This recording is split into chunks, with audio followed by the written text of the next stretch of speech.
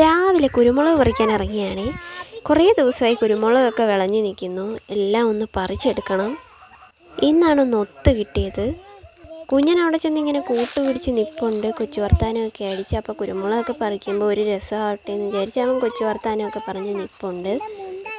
പറിക്കേണ്ട സമയം കഴിഞ്ഞിട്ട് കുറേ പൊഴിഞ്ഞു പോയിട്ടുണ്ട്. കുറേയൊക്കെ ഉണങ്ങി താഴെ വീണ് അറ്റുപോയിട്ടുണ്ട്. ഇനിയും നീട്ടിക്കൊണ്ടുപോയി കഴിഞ്ഞാൽ ഇത് മൊത്തവും പൊഴിഞ്ഞ് പഴുത്ത് താഴെ വീണ് നാശമായി പോവും. അതുകൊണ്ട് ഇന്ന് ഒരു ദിവസം കൊണ്ട് തന്നെ മൊത്തം പറിച്ചെടുക്കണം.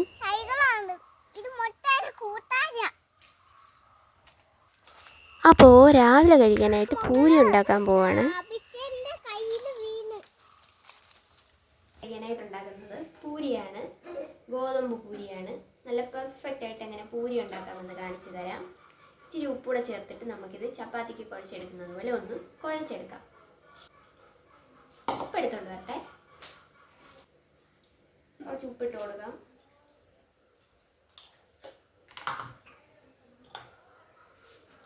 ആവശ്യത്തിനുള്ള വെള്ളമൊക്കെ ചേർത്തിട്ട്, എല്ലാവർക്കും കുഴയ്ക്കാനൊക്കെ അറിയാമല്ലോ, നമ്മൾ പറഞ്ഞൊന്നും പഠിപ്പിക്കണ്ടല്ലോ. പൂരി എന്ന് പറയുന്നത് നമ്മൾ ഒരുപാട് നേരം കുഴച്ച് വെച്ചേക്കരുത്. കുഴച്ച ഉടനെ തന്നെ പൂരി ഉണ്ടാക്കിയെടുക്കണം. ഇല്ലെങ്കിൽ ഇത് നല്ല പുഴുക്ക പോലെ പൊങ്ങി വരില്ല.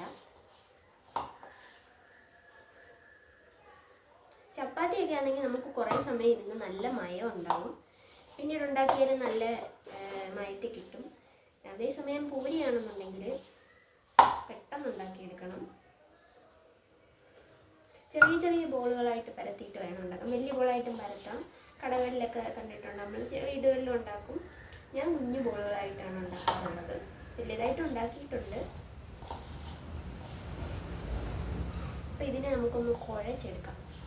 എന്തെങ്കിലും ഒരു സാധനം പെട്ടെന്ന് ഉണ്ടാക്കി തിന്നണമെന്ന് തോന്നുവാണെങ്കിൽ ഞാനങ്ങ് ഉണ്ടാക്കും. ആ ഒരു കാര്യത്തിൽ, നമ്മുടെ ഫുഡിൻ്റെ കാര്യത്തിൽ മാത്രം എനിക്ക് ഒരു കോംപ്രമൈസും ഇല്ല. എന്തെങ്കിലും തിന്നണമെന്ന് തോന്നുവാണെങ്കിൽ ആ സെക്കൻഡിൽ തന്നെ ഞാനത് റെഡിയാക്കി തിന്നും. പിന്നെ എൻ്റെ വിശപ്പും കൂടിയൊക്കെ കണ്ടു കഴിഞ്ഞാൽ, സാധാരണ നമ്മളൊക്കെ ലിമിറ്റഡ് ആയിട്ടായിരിക്കും വെക്കുന്നത്. പക്ഷെ ഞാൻ ഇച്ചിരി തോനേ വെക്കാറുണ്ട്. എന്ത് സാധനമാണെങ്കിലും അത് അങ്ങനെയാണ്.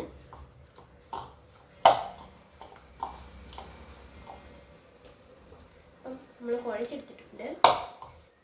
നമ്മൾ എണ്ണയൊന്നും തൊടണ്ട, അല്ലാതെ നമ്മൾ എണ്ണയിലിട്ട് കോരി എടുക്കാനല്ലേ. നന്നായിട്ടൊന്ന് മയപ്പെടുത്തി എടുക്കാം.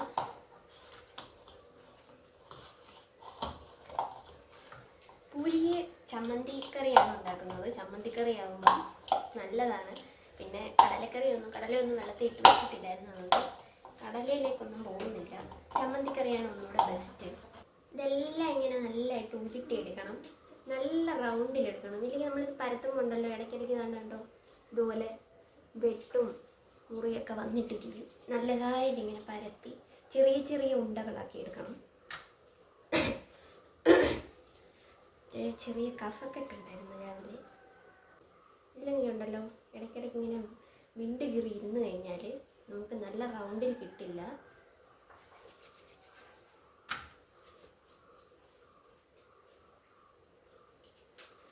ഈ പരുവത്തിന് ഇരിക്കണം.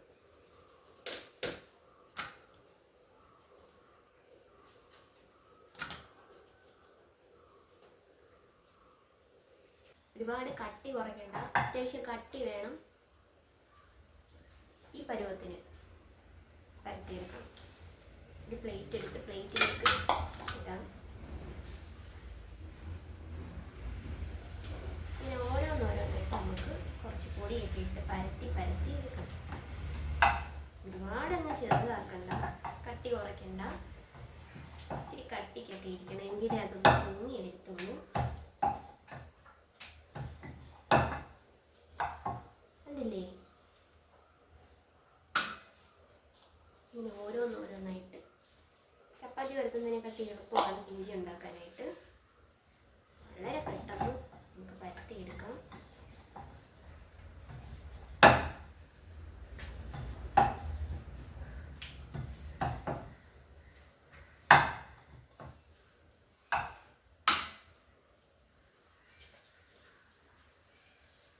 നമ്മൾ മാവെടുത്താലും ഒന്ന് ഉരുട്ടിയിട്ടെടുക്കണം. എനിക്ക് അത് ഭയങ്കര ഡ്രൈ ആയിട്ടിരിക്കാൻ സാധ്യതയുണ്ട്. ഒരു മയത്തിലൊക്കെ സൈഡൊക്കെ കിട്ടണമെന്നുണ്ടെങ്കിൽ നല്ല റൗണ്ടിലിരിക്കണമെങ്കിൽ എപ്പോൾ എടുത്താലും ഒന്ന് ഉരുട്ടി കുഴച്ചും ഒന്ന് എടുക്കുന്നത് നല്ലതാണ്.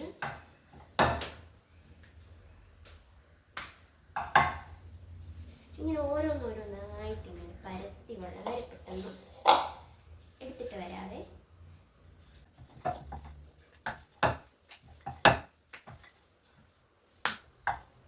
ഒരു ഇരുമ്പിൻ്റെ ചട്ടിയാണ് വെച്ച് കൊടുത്തിരിക്കുന്നത്. അതിലേക്ക് നമുക്ക് ചട്ടി ഇടാകുമ്പോൾ എണ്ണ ഒഴിച്ചു കൊടുക്കാം. എണ്ണ നല്ലപോലെ ഒന്ന് ചൂടാവണം. നന്നായിട്ട് ചൂടായിട്ട് വേണം പൂരി അതിലേക്കിടാൻ, ഇല്ലെങ്കിൽ പൊള്ളി കിട്ടില്ല.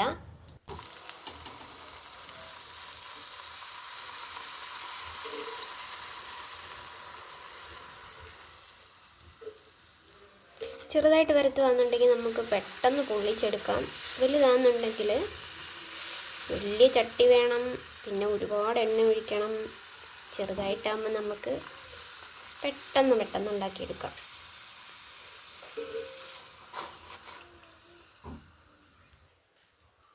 ഇല്ലേ, നമ്മൾ തൊട്ട് കഴിഞ്ഞാൽ ബലൂൺ പോലെ ഒട്ടിപ്പോകുന്ന പൂരിയാണ്. പൂരി ശരിക്കും ഇങ്ങനെ വേണം ഇരിക്കാൻ. ഇതൊക്കെ എണ്ണയൊക്കെ ഒന്ന് തോന്നു കഴിയുമ്പോൾ എടുത്ത് കഴിക്കണം.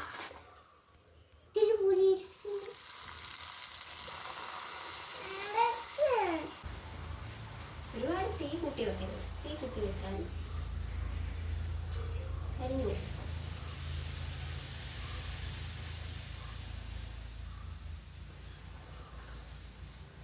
ഇത് നമ്മൾ കുറേ സമയം കൂടെ വെച്ച് കഴിഞ്ഞാൽ ഇത് പൊങ്ങി വരത്തില്ല.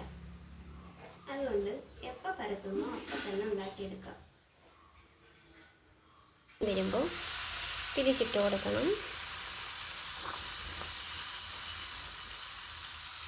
ഇതാണ് കറക്റ്റ് പൂരിയുടെ പാകം എന്ന് പറയുന്നത്. നമ്മൾ ഇട്ടൊരിച്ചിരി നേരം കഴിയുമ്പോഴത്തേക്ക് ഇത് ഇച്ചിരി നേരം വേണ്ട, ഇങ്ങനെ പൊങ്ങി വരും. വീണ്ടും തിരിച്ചിട്ട് കൊടുത്തിട്ട് കോരിയെടുക്കണം. തീ ഒരുപാട് കൂടി പോകരുത്. കൂടി പോയാൽ പപ്പടം പോലെ ആയിപ്പോവും. നമുക്ക് കോരാം. കണ്ടില്ലേ, ഒരു വശവും രണ്ട് വശവും നല്ല പെർഫെക്റ്റായിട്ട് കിട്ടിയിട്ടുണ്ട്. അടുത്തായിട്ട് കൊടുക്കാം.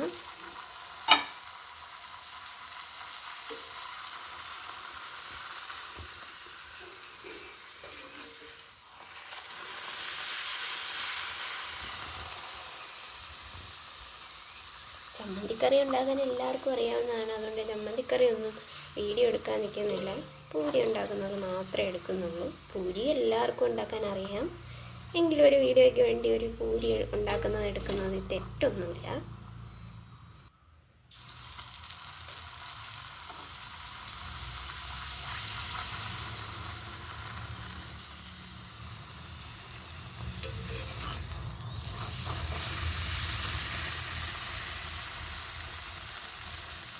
ഒരു നിശ്ചിത അളവിലെ നമ്മുടെ തീ കുറച്ച് വെക്കാവൂ.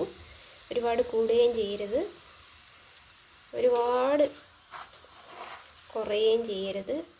ആ എണ്ണ തിളച്ച് കിടക്കുമ്പോൾ ഒരു കറക്റ്റ് പാകമുണ്ട്. ആ പാകത്തിന് വെച്ച് വേണം ഇത് കോരിയെടുക്കാനായിട്ട്.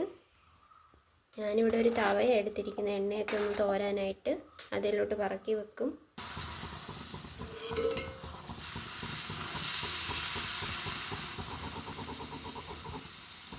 തീ നല്ല കുറച്ച് വെച്ചിട്ടുണ്ട്. ഇരുമ്പ് ചട്ടി ആയതുകൊണ്ട് നല്ലതായിട്ട് ചൂട് പിടിച്ചിട്ടുണ്ട്.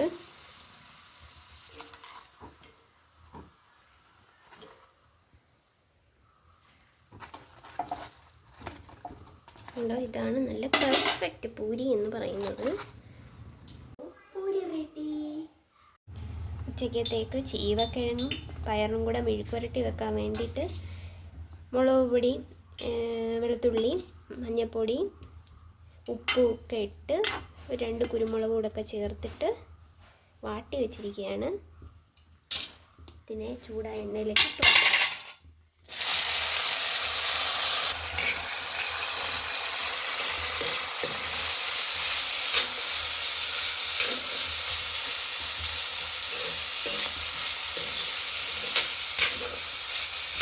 ഞാൻ എപ്പോൾ എന്തുണ്ടാക്കാനാണെങ്കിലും കൂടുതൽ ഇരുമ്പ് ചട്ടിയാണ് യൂസ് ചെയ്യാറുള്ളത്. മെഴുക്ക് വരട്ടി ആണെങ്കിലും മീനാണെങ്കിലും ഒക്കെ നന്നായിട്ട് മൂത്ത് കിട്ടാൻ ഇതാണ് നല്ലത്.